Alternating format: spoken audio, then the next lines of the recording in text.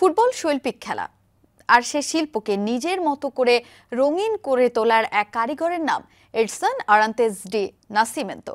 নামটা শুনে হয়তো অনেকে বুঝে গেছেন, আবার অনেকের কাছে একটু খটকা লাগছে। ইনি আবার কে? পাড়ার অলি গলিতে মোজা কিংবা কাগজ দিয়ে বল বানিয়ে ফুটবল খেলা, আর সেখান থেকে সর্বকালের অন্যতম সেরা ফুটবলার বনে যাওয়া। তিনি ফুটবলের রাজা কিংবা কালো মানিক খ্যাত পেলে। রেল স্টেশনে ঝাড়ুদারের কাজ কিংবা মুচির কাজ করেও ফুটবলে তিনি জলে সমহিমায়।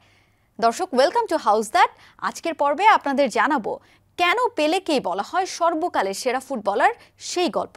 সঙ্গে আছি বরাবরের মতো আমি তাজিন খন্দকার।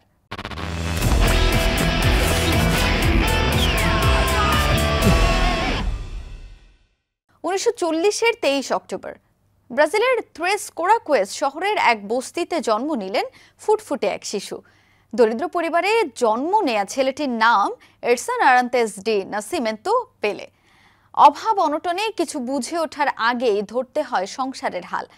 পরিবারের টানাপোড়েনের মাঝে চায়ের দোকানে কাজ করতে শুরু করেন পেলে।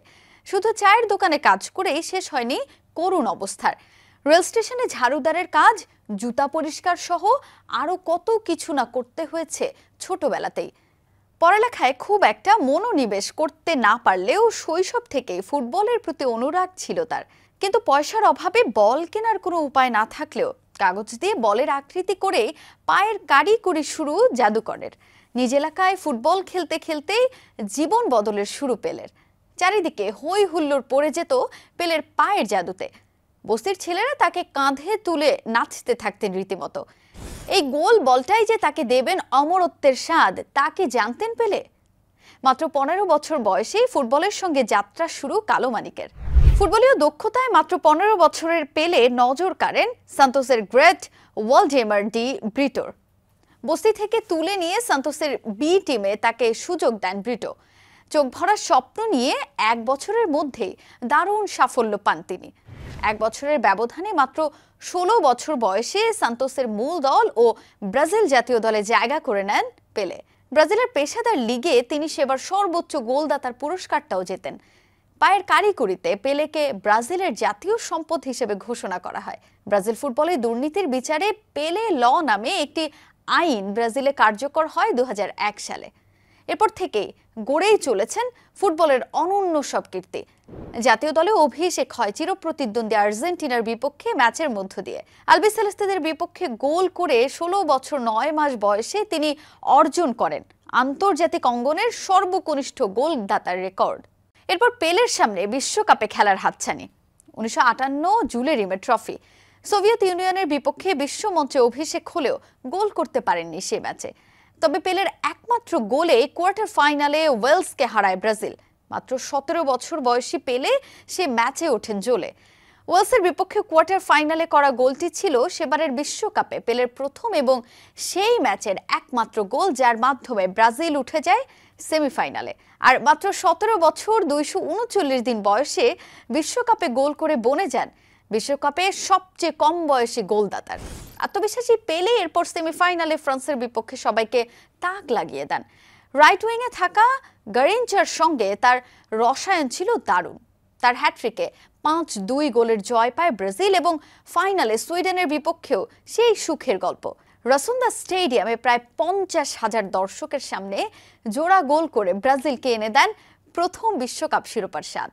4 বছরের ব্যবধানে আবারও বিশ্বকাপ মিশন। 1962-তে মেক্সিকোর বিপক্ষে প্রথম ম্যাচেই আবারও নিজের জাত চেনান তিনি। পেলে সেবার ইনজুরিতে পড়লেও বিশ্বকাপ জিতেই আসর শেষ করে সেলেসাওরা। এরপর 1966 বিশ্বকাপ। প্রত্যাশার প্রদীপ তখন দারুণভাবে জ্বলছে। তবে সবাইকে হতাশ করে সে আসরে গ্রুপ পর্ব থেকে বিদায় নেয় হলুদ সবুজ জার্সিধারীরা। সেই বিশ্বকাপ শেষেই রাগে ক্ষোভে অবসরের সিদ্ধান্ত নেন পেলে। তবে ফুটবলের সম্রাটকে কি আর মাঠের বাইরে রাখা যায়?